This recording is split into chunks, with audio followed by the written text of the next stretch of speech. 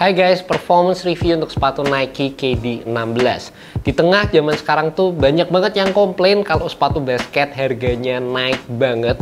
Sepatu ini memiliki harga yang terbilang cukup stabil di angka 2.379.000. Kita tahu lah ya, sepatu Jordan 38, sepatu LeBron 21 sekarang harganya itu di 3.100.000-an. Which is itu tinggi banget untuk sebuah sepatu basket. Dan dulunya sepatu-sepatu tersebut dijual dengan harga 2,6 sampai 2,9-an. Dengan adanya perbedaan harga sekitar 700 ribuan, rasanya sepatu ini jadi punya daya tarik tersendiri. Dan pastinya buat kaum mendang-mending, 700 ribu tuh lumayan banget gak sih? Bisa buat makan, bisa buat ngedate bareng pacar, bisa buat nambah uang kos juga.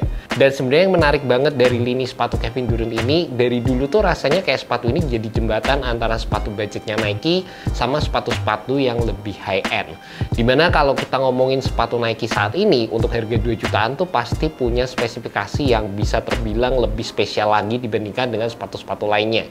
Contohnya kalau dibandingin sama sepatu yang harganya 1,9-an, 1,8, sepatu-sepatu di range harga tersebut rasanya biasa aja guys. Dan pastinya yang berasa lebih spesial adalah dari sisi cushioning, di mana sepatu ini menggunakan perpaduan antara air strobel di bagian heel dan juga adanya zoom unit di bagian depan sepatunya.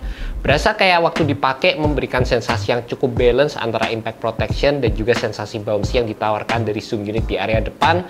Dan menurut gue feel-nya merupakan sepatu yang cukup nyaman sewaktu gue pakai guys. Meskipun awalnya gue kira sepatu ini tuh kayak downgrade dari sisi cushioningnya, karena di versi sebelumnya tuh kita mendapatkan teknologi full length zoom strobel yang sekarang ada di sepatu kayak Jordan 38, terus Nike GT Cut. Di sepatu ini udah diubah gitu guys, dan rasanya kayak Nike tuh nggak pengen ngasih teknologi full length zoom strobel lagi di sepatu harga 2,3-an guys. Tapi ya untungnya tetap nyaman-nyaman aja.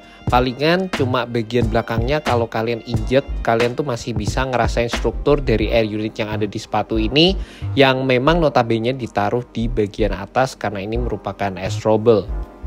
Selain itu yang gue suka untuk tooling area depannya ini tuh dibikin agak rounded, dan ini ngebantu banget dalam memberikan heel to toe transition sewaktu menggunakan sepatu ini juga.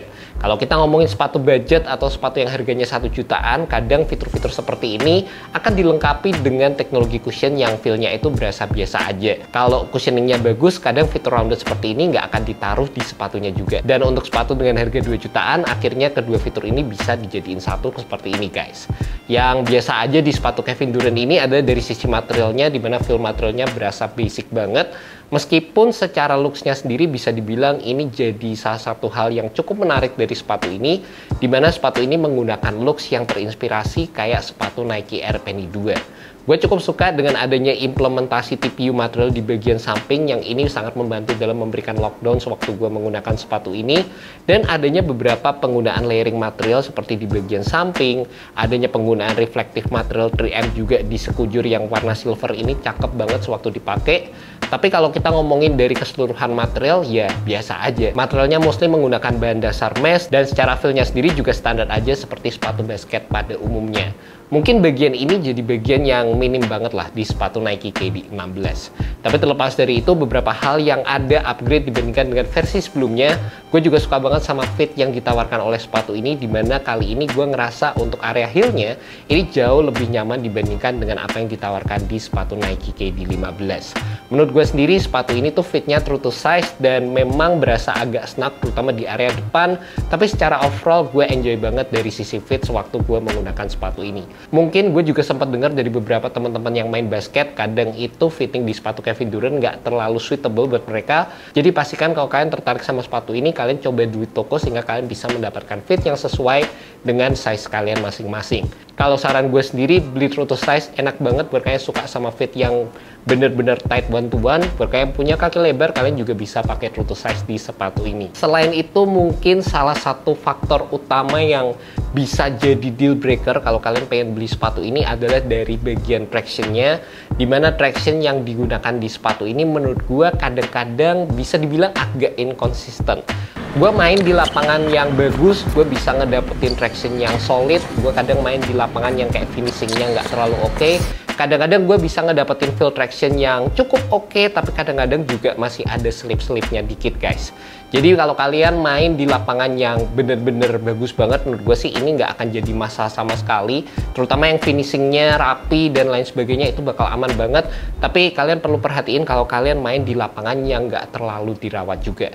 Di samping itu kalau kalian pengen gunakan di lapangan basket outdoor, menurut gue sih secara feel-nya ini sih bakal jadi salah satu opsi yang so-so, kayak ya aman-aman aja. Kalau dibilang dari sisi durabilitasnya oke, juga nggak yang oke-oke banget, tapi kalau yang bakal langsung virus juga nggak juga, karena dari sisi implementasinya terbilang cukup keras guys. Di samping itu untuk fitur-fitur supportnya sendiri menurut gue sih aman banget, kebantu dari sisi fitnya yang sekali lagi gue bilang enak one to one. Terus ada penggunaan TPU panel di bagian samping, base yang ditawarkan juga terbilang cukup oke. Ada bagian rounded di bagian bawahnya, ada torsional supportnya, dan secara keseluruhan untuk fitur-fitur support dasar yang dibutuhkan untuk sebuah sepatu basket udah lengkap banget di sepatu ini guys. And that's about it, performance review untuk sepatu Nike KD 16, dimana seperti yang gue bilang tadi, sepatu ini bakal jadi salah satu sepatu yang menarik banget kalau kalian pengen ngelihat dari sisi harganya, dimana sepatu ini menawarkan fitur cushioning yang menurut gue di atas rata-rata dan berkompromi dari sisi penggunaan materialnya aja. Tapi terlepas dari itu, dari sisi fitur performance-nya, sepatu ini bisa menawarkan berbagai macam hal yang sangat menarik dan nyaman juga waktu gue pakai di lapangan. Thank you so much buat kalian udah nonton video kali ini, dan see you in next video guys. Semoga video ini bisa membantu kalian dalam menemukan sepatu basket yang cocok untuk kalian. Alright, peace.